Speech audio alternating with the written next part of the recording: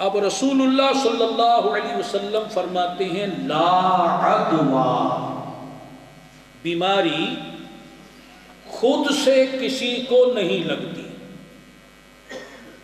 یہ اسلامی نظریہ ہے، یہ اسلامی عقیدہ ہے، یہ سوچ اسلامی ہے۔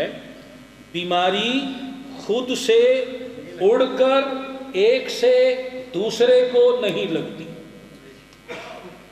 اب رسول اللہ صلی اللہ علیہ وسلم نے واضح طور پر یہ بات فرما دی۔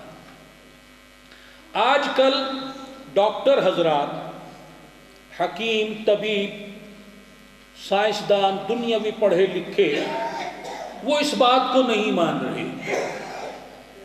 ایک بڑی تعداد ان کی ہے، وہ کہتے نہیں بیماری اڑ کر لگتی ہے، ایک سے دوسرے کو لگ جاتی ہے، اور 7 بیماریوں کو تو وہ زور دے کر کہتے ہیں کہ یہ تو ایک دوسرے کو لگ جاتی ہے۔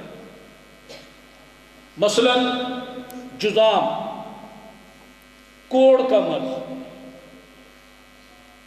آشوب چشم، وہ آنکھیں دکھنی جو آتی ہیں ایک سے دوسرے کو لگ جاتی ہیں، وہ کہتے ہیں۔ خارش، چیچک، خسرہ، پائریا، منہ کی بدبو، اور وبائی امراض۔ وبا چلتی ہے، کبھی کوئی الرجی ہو جاتی ہے، کبھی آنکھوں میں سوزش ہو جاتی ہے، کبھی بخار کا مرض چل پڑتا ہے۔ تو وہ کہتے ہیں کہ یہ 7 امراض ایک سے دوسرے کو لگ جاتے ہیں۔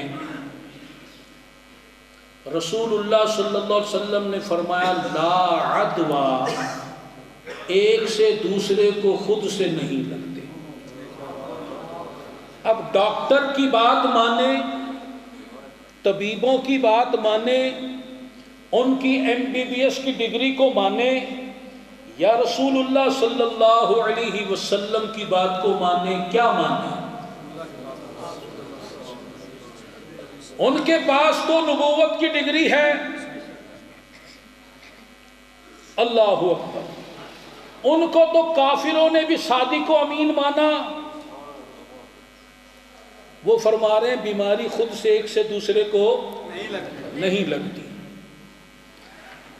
کسی نے عرض کیا یا رسول اللہ صلی اللہ تعالی علیہ وسلم، ہم نے ایک اونٹ ہرن کی طرح، جیسے ہرن بالکل صاف ستھرا ہوتا ہے، ایک صحت مند صاف ستھرا اونٹ چھوڑ دیا خارش زدہ اونٹ کے پاس، تو اس کچھ دنوں کے بعد اس صحت مند کو بھی خارش لگ گئی۔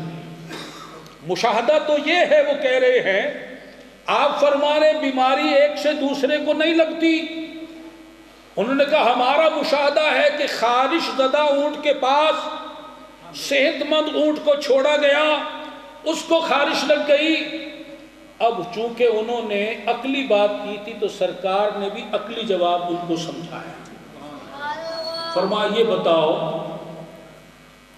جس کو پہلے خارش ہوئی اس کو خارش کس سے لگی تھی؟